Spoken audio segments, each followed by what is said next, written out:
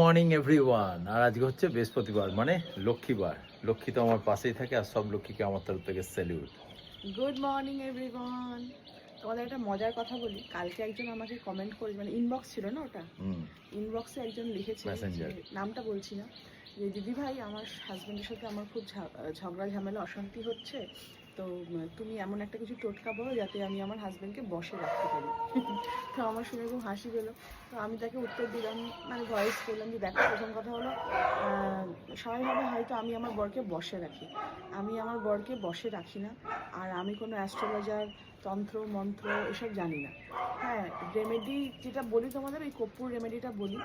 আর তোমাদের সবসময় বলি যে তোমরা আমার এক্সটেন্ডেড ফ্যামিলি, তো আমি যেটা করে আমার বাড়িতে ভালো হয়েছে, আমি চাই তোমাদের সাথে সেটা শেয়ার করতে, সেটাই শেয়ার করি, এতে তোমাদেরও ভালো হয়।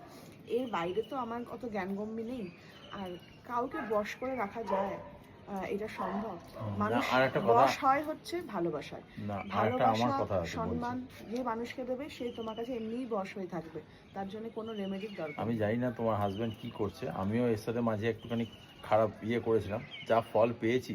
খবরদার নয়, লক্ষ্মীকে কাঁদালে সারা জীবন কাঁদতে হবে কিন্তু। এই কথাটা ঠিক।